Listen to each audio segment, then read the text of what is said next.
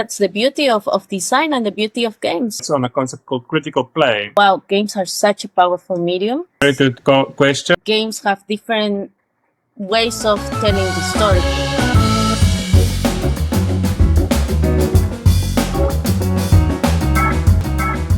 Hello and welcome to Creating Karla, a space dedicated to celebrating diversity, inclusion, and the often overlooked voices in the indie games community.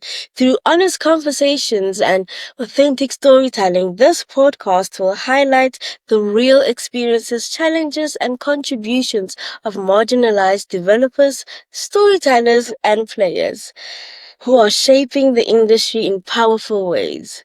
I'm Gamo, and today we are diving into something really spectacular, a powerful cross-culture game jam that brought together designers, artists, and activists from South Africa and the Netherlands to explore climate justice through play. It's called the Mzansi Climate Justice Game Jam, and it's everything we stand for here: storytelling, equity, and creating space for change. Whether you're a gamer, a maker, or just curious about how games can be a tool for justice, you're in for a treat. My guests today are Karla and Adriaan. How are you guys doing? We're doing very well. Thank you for the invite. Yeah, it's turning to summer here, so we're actually quite hot. I know in Joburg you're in the middle of winter now, and maybe it's the time to get cozy and put on a sweater. So that's always interesting for me to see this thing of the different locations. You know, it was a fun thing in the game jam as well, that we're on different seasons. Yes, someone is like this. But I just want to start off by you guys introducing yourselves. Who are you? Where you're from? And how did you get to the point of having Internet Teapot? So perhaps I can start. I'm Karla Zavala Barreda. I am from Peru. I'm from a town very in the south of Peru, from Arequipa. And my background is in communication for social development. And I have also a master's in media arts cultures, where I met Adriaan. And at the moment, I'm also finalizing my PhD in media studies. So through the mid career, I have been really interested in thinking of the media and how media can be a drive to social change. And besides that, I love design and I love digital media. So I also work sometimes as freelancer of digital media designer, different interfaces and things. And I'm Adriaan. I'm from South Africa, so I grew up in Cape Town. And then, as Karla said, we met here during a master's program.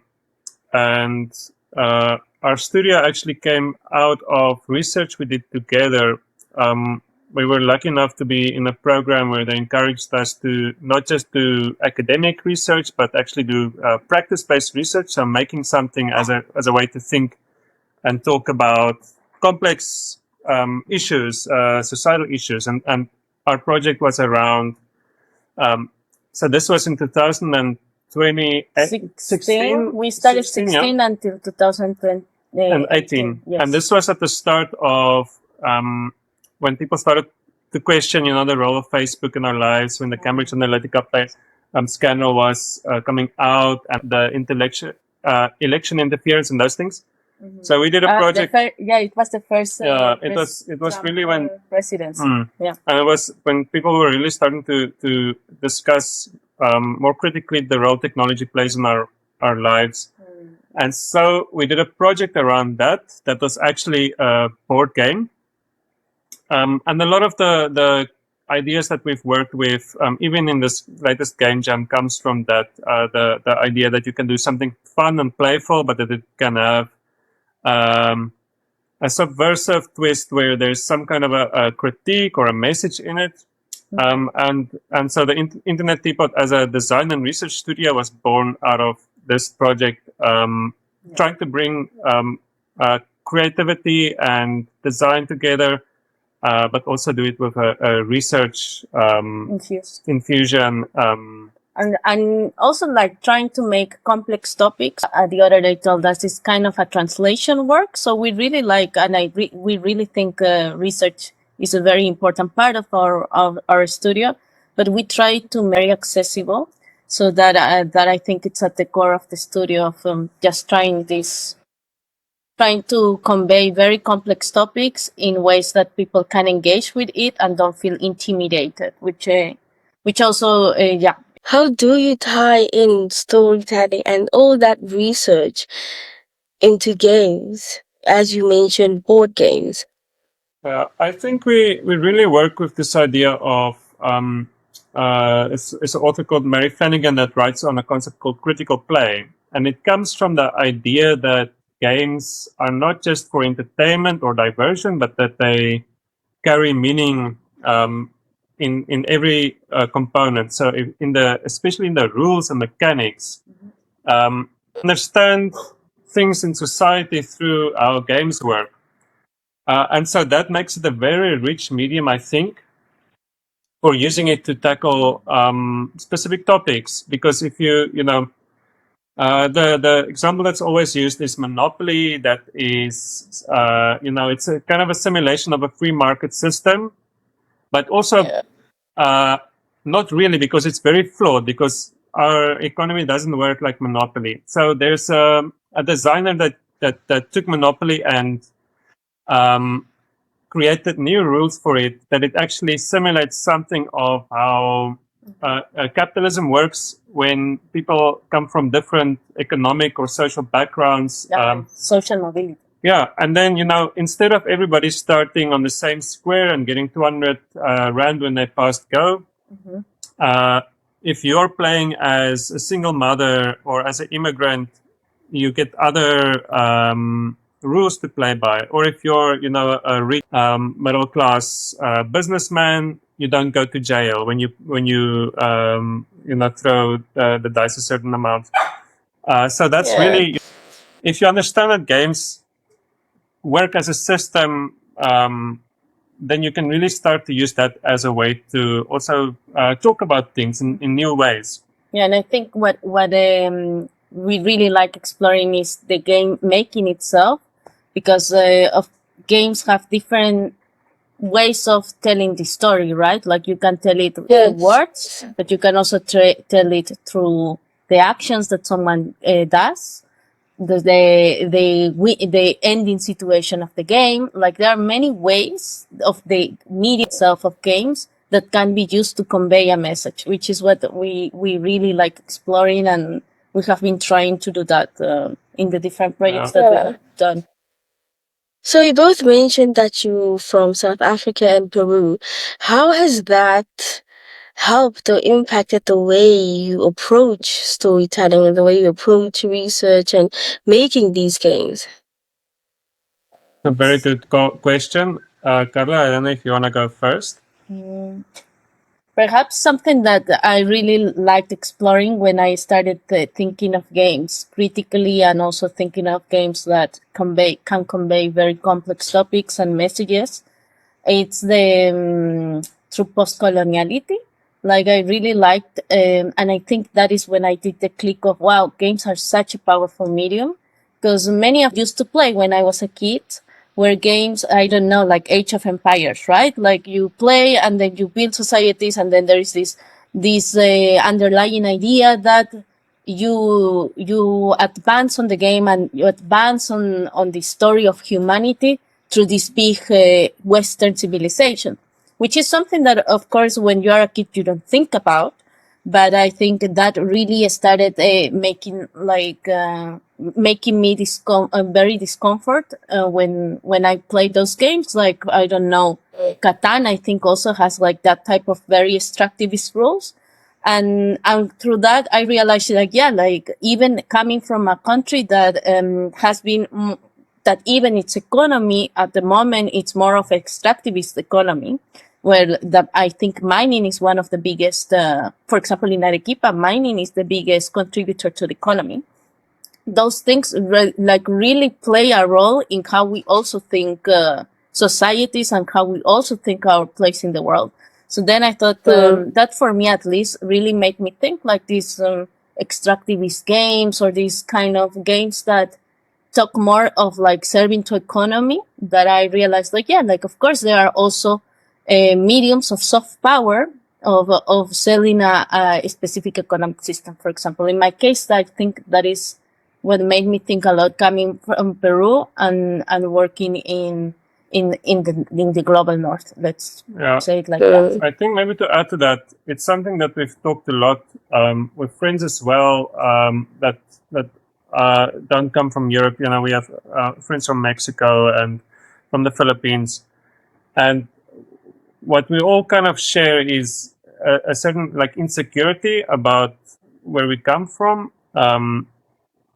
But what you also kind of learn, and I think this is maybe something that's really nice about the podcast you're doing as well, of you know, why people that are underrepresented should be making games, should be creating, is because I think there's really something valuable in those experiences and in that position, because what we realized being here in the Netherlands is we cannot compete with people who are from the Netherlands because they speak the language. Sure. But what we can do that makes us valuable and unique is lean into our unique experiences. And I think if you come from a specific background, even if it's, you know, a complicated background, like that's something very Valuable. Powerful that you can harness. It's valuable because other people cannot tell that story. Other people don't have that experience that you can bring to a creative process. And with the game jam we did now, that was also why we firstly why we created it, because we know there are interesting stories to tell that are not maybe represented, and that's something that you also only really realize when you come from a country that is, you know, with certain problems, with certain social problems or political problems. Like, you know, there's value in those things. Underrepresented as well. Yeah, and underrepresented, celebrated. And I think seeing the games that came out of this game jam between South Africa and the Netherlands, it's really, really fascinating how diverse the stories and the narratives were that came out. And, you know, if you did a game jam of everybody that's the same, it won't be that interesting. But I think that's one thing I really wanted to ask, because this game jam, there were different kinds of people from different backgrounds, different careers, not just people in the industry, which is something very beautiful because we got to see people's perspectives from a different lens. Because myself as a game designer, I see things in a very game designer way. But when you get a researcher or an activist, the impact of those people's experiences and their knowledge is amazing. So why was that the approach? Why choose people from different backgrounds and careers rather than choose artists and developers and designers that are already making games? Why choose those people? So I think Karla can speak to this because it also starts with how we designed even just the visual language of the process. Yeah, I think there are two parts. The answer is twofold. On the one hand, like we did research on which profiles we should hunt, which profiles we should try to find in the wild, and with that we also mix it with our framework, which is we provide a space where people can collaborate, and if someone doesn't have games, then we will help them out with the knowledge of games, or we will make the space where the other people that know how to make games will exchange with them that knowledge, and in exchange they will also do contribute to with their own experiences and knowledge. So that is the first part. Like we knew that this game jam was a space where it was going to, where interdisciplinary communication, exchanges and communication will happen. So we knew that we needed to design the space in a way that people can talk and find common ground. But on the other, the second part of the answer is that to try to get to those people, which is more of a like already communications strategy, was making, for example, lowering even the barriers for someone who perhaps be nervous of not being a designer or not being a game developer in the application process itself. So, for example, in that case, our strategy and how we thought of it was, let's make it a game in itself, and let's make it in a way that it is very easy to answer and very honest answers, and make it very the application process. So that in that application process, we also try to craft a kind of a game almost that can get us know the people, their motivations, and more importantly, of course, their profile. That from the profiles we research that we know that are needed for creating a game, and with that, creating the space and the framework so that they can contribute. Yeah, and I think it's sometimes difficult because doing interdisciplinary work, it's challenging because you don't speak the same language necessarily. And some people, especially if it's a game jam, somebody who doesn't have, let's say, technical design skills might feel not that comfortable or confident in contributing. But I think we also looked for people who, in applying to the game jam, they were curious and they were excited to collaborate, and that their motivation was aligned with this idea that it's about connecting and doing something together. And perhaps I can add to that.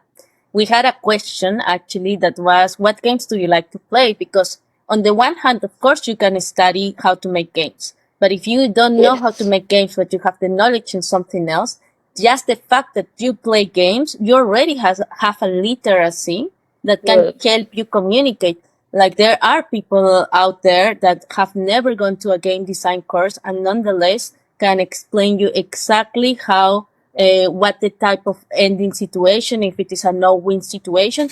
They know the language, and games does that. Like, I think it is Ian Bogost that talks about this procedural learning, which is what I think playing games gives you. So most of the people who applied for this call, they were also talking to us about their favorite games, which really helps to give them that little head start of like, okay, perhaps you don't know professionally how to design games, but you enjoy playing them, and knowing the language already is enough to contribute in your own capacity. Yeah. And it's also giving people the opportunity, even though they don't know how to make a game, to make a change with the Mzansi Climate Justice Game Jam. But with that, why, as a studio, were you drawn to climate justice, specifically in South Africa?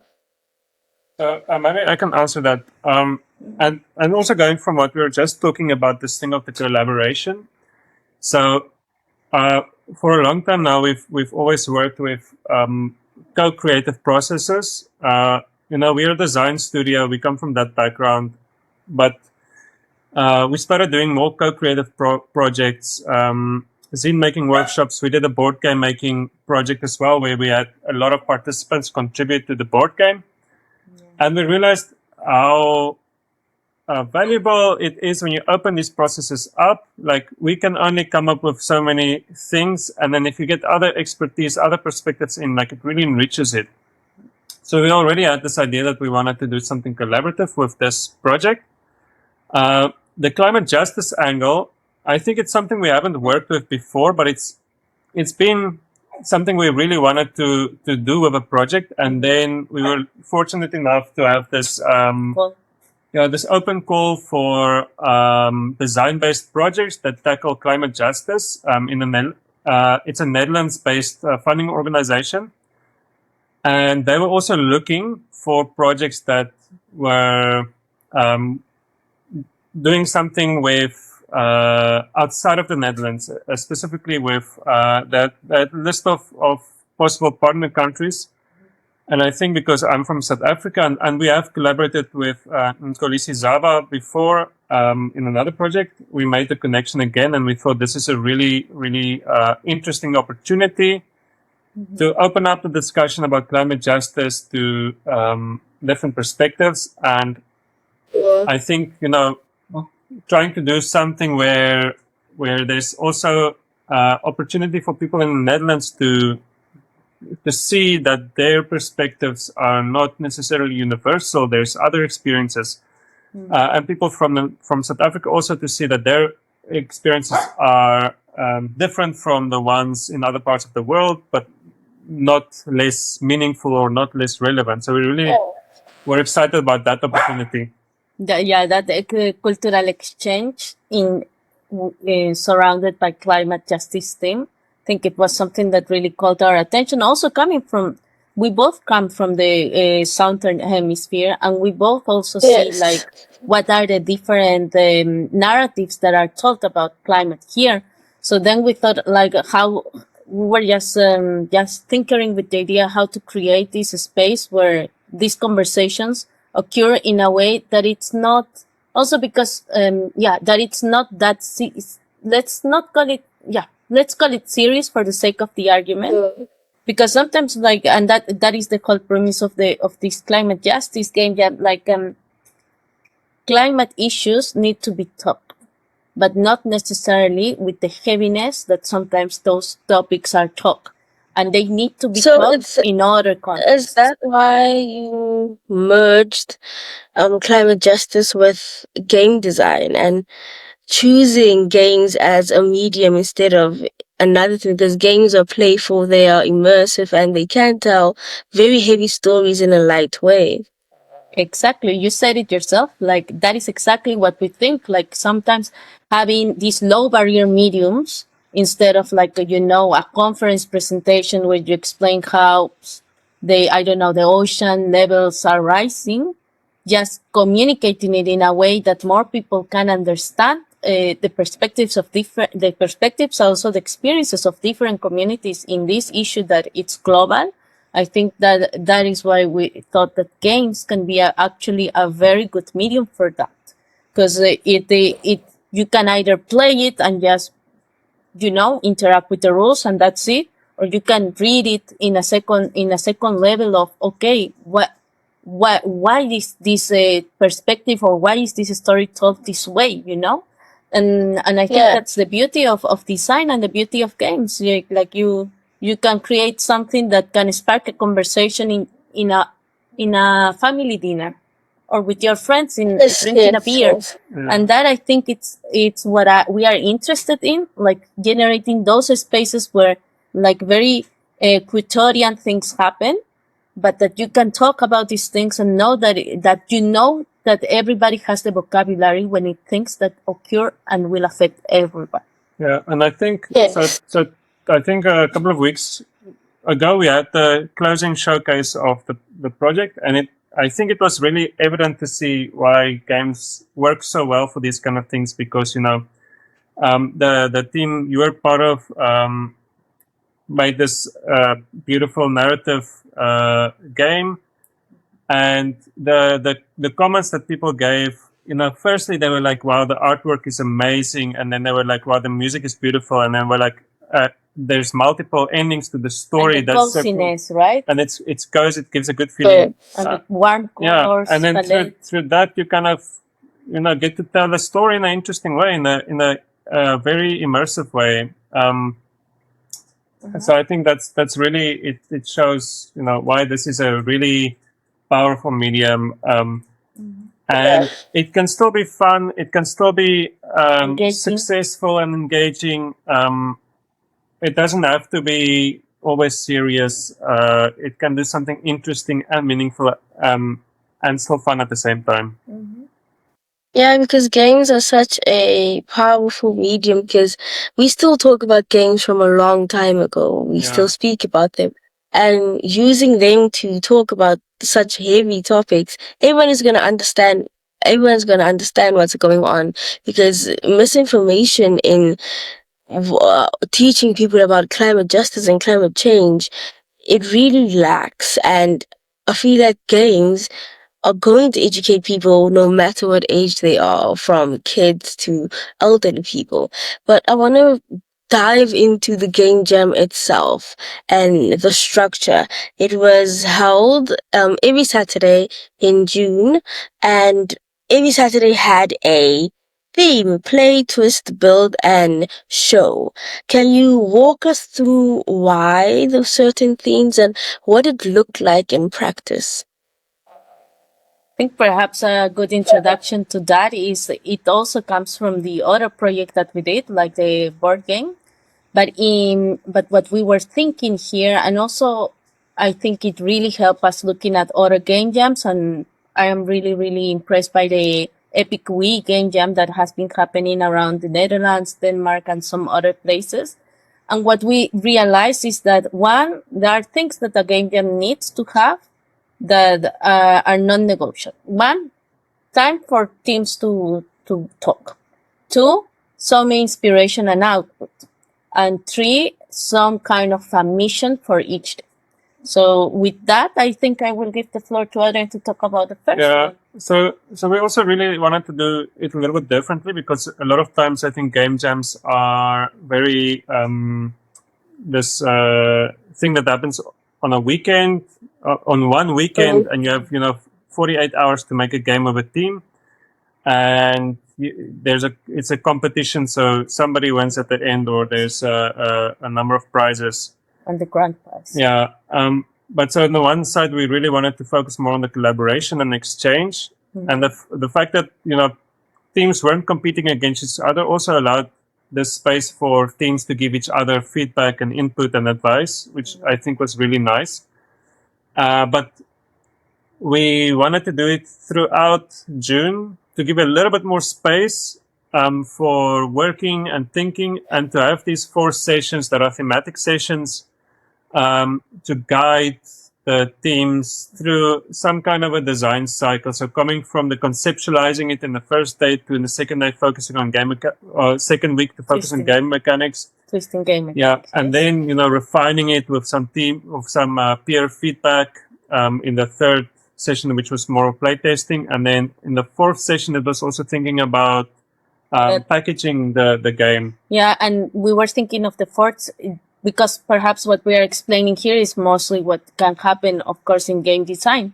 But then we thought, okay, in the context of a game jam, like normally there is this thing that many of the game jam participants feel like, what is next after I finish the game? And then we thought, okay, but what if instead of what is next, we ask that question now?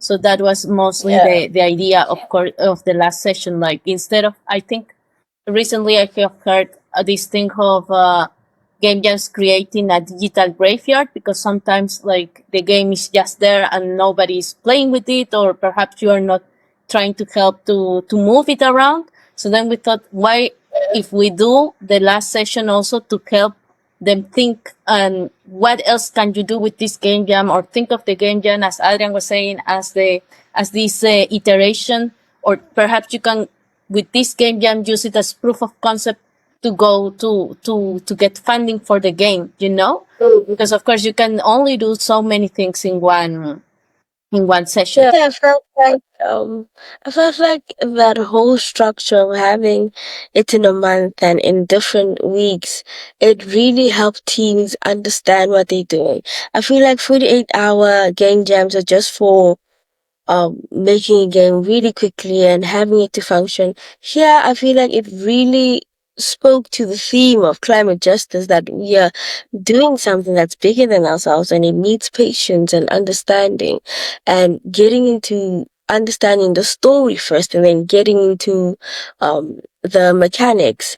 That really helped teams understand what they were making and how were they conveying that message as well. And your structure of not having a prize at the end, or a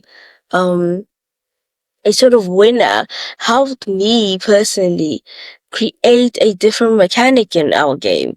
A mechanic of not adding in a prize or anything, more of what you do, your impact towards the game and your choices. That is your win, or the way the environment takes in your impact and your choices. That is the win. And I feel like I took that from the structure of the game jam. It felt great to be in a game jam like this, because I could take my time in exploring and thinking, how can I take this theme that people really need to know and understand and take it and implement it into a game. So I feel like the structure was really amazing for the specific game jam and for the participants as well. Yeah, I maybe want to add to that because I think coming back to this point of having different people collaborate, I think that's also why we wanted to give it a bit more of a structure and not leave teams to kind of fend for themselves, because that structure, I think, also helped people who are not game designers to get into the process, to understand it, to have resources to draw on. And then again, that is the big structure up, right? Like having input, then activity, and then then maybe I also wanted to mention that the structure allowed us to invite a lot of really interesting experts and collaborators, because I think that's where we really wanted to get people to think about the games and the concepts behind them and the themes behind them. And I think having these more structured sessions allowed us to have some climate researchers speak from the with Global Change Institute, some game design experts to speak, eco game experts, so the very specific topic of making games that talk about climate change. Yeah, and I think also we had so many interesting people to invite that we couldn't fit everybody in the session. So we even had these extra sessions, community talks born out of that in the middle of the week. I think they were some of the most enriching things ever, because Yes. I know your team also drew some inspiration from the origin. I think Dr. Motse's presentation on the birth tree and kind of indigenous origin stories. Stories, yes. That was amazing. And then some others like really got like to talk with Paola Ferdencini about like games and activism. And I think like all of the and also they talk about the games and African games with 21st century skills. That was like just such a great take on games and how important they are. Like I think we hope it really enriches like also the sector, because I think sometimes when you work in an industry, you tend to think only on that industry without seeing how much synergies are everywhere in terms of education, in terms of activism, in terms of culture, in terms of experimenting, in terms of transdisciplinary and multidisciplinary work. The structure is you spoke how it helped people who may not know much about making games, the having community talks and all of that. You also had mentors in the program. How did you choose your mentors, and what specifics did they help with? Were they game designers, game developers, or was it just researchers? It was a mix. I think we were very happy with the people that joined, because we reached out to some specific people, but it was also the people that kind of accepted that invitation and were enthusiastic about it, because that's what we wanted to have. People who are excited to be part of this process. And in the end, we had quite a diverse group of participants. We had Kieran Reid from the To Name Games, which is he works more in the game design space, but we also had Tebogo, who works more on the climate activism, and in the Netherlands we also had the really diverse group. We had somebody who writes and does research on eco games, and we had and that's LARP. Yeah, and does LARP games. And then we have Kolisi Kaba from South Africa as well, that has some experience in the gaming industry. So Susanna, that is also a very interesting profile, because she kind of helps in the creative sector and has a very nice profile for innovation, which we think was very nice. Because she also knows a lot about games. And our brief to the mentors was also like, it's not expected that you know all the answers or give all the answers to your team, but to ask the questions that they need to ask themselves. So because it's not that you need all the participants were competent in their own rights. So what the mentors needed to do was to keep them motivated when they see, they need a little bit of input, or to just ask the right questions to say, do you have a process in place? Do you have team roles already divided? Yeah. Are you doing well with the project progress? And I think also to add to that, it was a month-long game jam. So we were thinking on how to have the games engaged, the teams engaged throughout each week for the next game jam session. And we thought the mentors also can play a very nice role, because they can check in with the teams and ask what they Yes. need, and also like kind of make them keep the momentum for the next session and keep the momentum for the next session, So that And was also how, the role. what was it like working with people across the country? Because you had South Africa and you had the Netherlands. I think it was a very interesting challenge for us, because of course there are different, luckily we don't have to deal with different time zones, which was a really nice thing. But nonetheless, there are different cultural norms. At least me, being from Peru, of course, I can see like there are different ways of talking and of asking for things. So that was very interesting, because you really need to exercise the muscle of intercultural awareness. Adrian, do you have anything to add Yeah, here? it was difficult. I think we were really excited about doing it hybrid. And we also realized, why people often avoid doing hybrid events, because it's difficult to keep things in sync.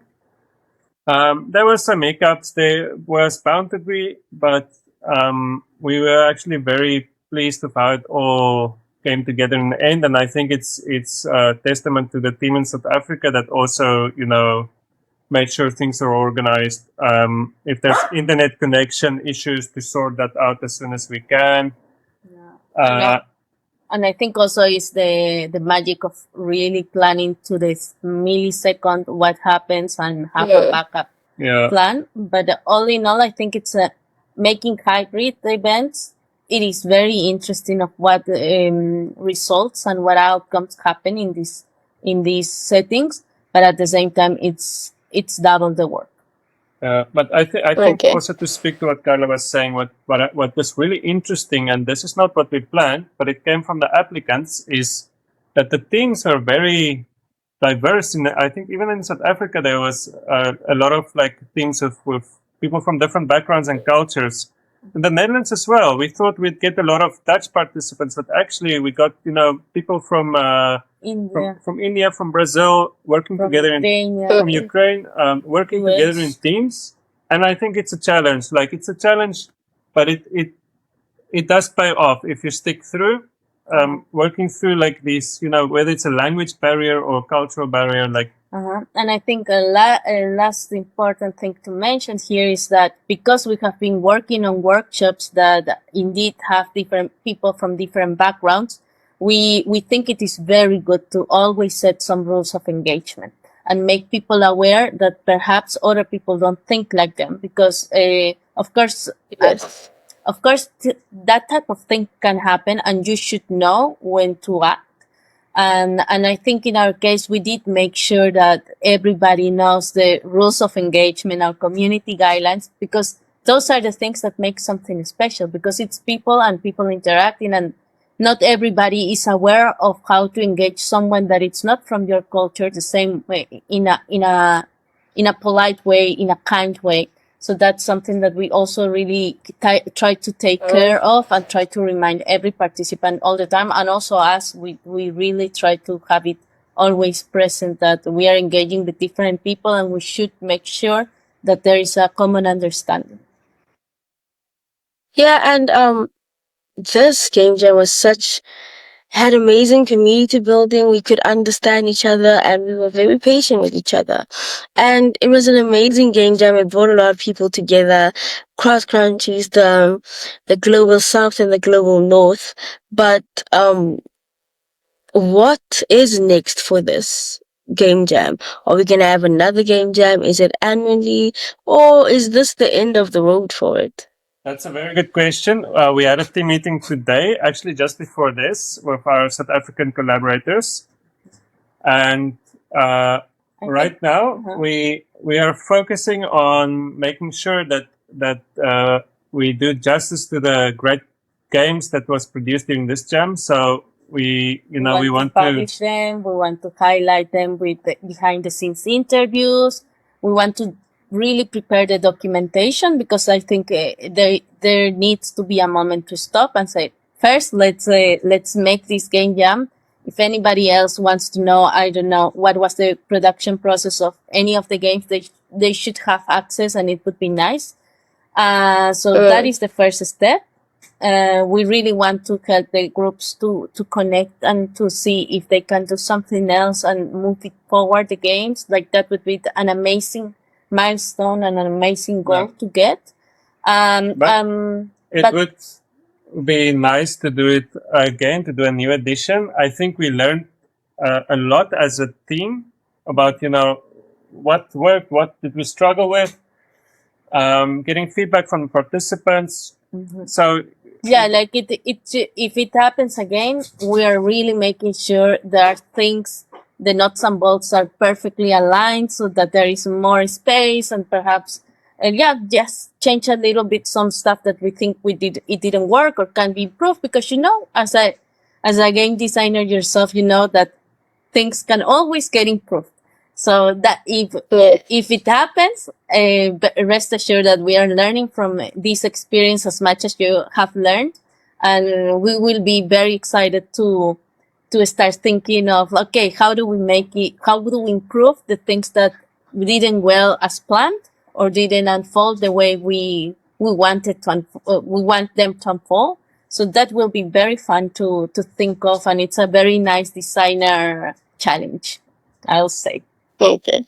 And lastly, if there's someone who's listening who wants to explore storytelling, um, storytelling, research, or whatever else that you guys have experience in, what would you tell them? Where should they start? I'll say start little. Start little by little, make little mistakes, and little by little you will get to different things. Like, just for example, we started the studio because we had so many good memes collected for the board game that we did the first time. There were so many good memes and so many good news that we started with a little project meme page called Algorithms of Late Capitalism. From there, we did a scene workshop, and we learned a lot just with as with the game jam. We learned a lot about what went well, what went wrong, and improve it and iterate. And look, now we could make a game jam. We started with a meme page. And I think it's something that we also wanted to give the participants as a takeaway, is to say, making a game is a big task. It's difficult, but what you make during the game jam, you can see that as a start. You can always develop it further. You can build on it. And in our experience, there's always been, you don't know where something will end up. And you don't know, maybe you do this as a proof of concept, and then you have something that you can already show, that you can already say to somebody, I can do this. I can do so much more if given the opportunity. And I think to the question of doing something with design that has some of a research or critical, conceptual background, and personal background as well. Yeah, a lot. I think there is just to start challenging your thinking about things a little bit, and see if you can use different parts of your design process, of your creative process, to say something unique about you, because everybody's unique and everybody has experiences that nobody else had, and you should take that into your bag of into your toolbox, and say like, okay, like everybody can do this, but can they do it as I experienced my childhood? I don't know. Like, there are many ways of finding unique points, and most of them are also looking inward. Mm. Yeah. Yeah, just start small and be yourself and tell your experiences. I really would like to thank you for creating this game jam. It was life changing for me. It taught me a lot. It taught me a lot as a game designer, as a person, and as someone who wants to create games for change and immersive games. And yeah, a huge thank you for really joining me on this, the very first episode of Creating Karla, by the way. Really thank you. And yeah, if this episode resonates with you, please leave a comment and a follow on all platforms, Creating in Color, and let's keep the conversation going. Until next time, keep creating, keep questioning, and keep dreaming in color. Thank you.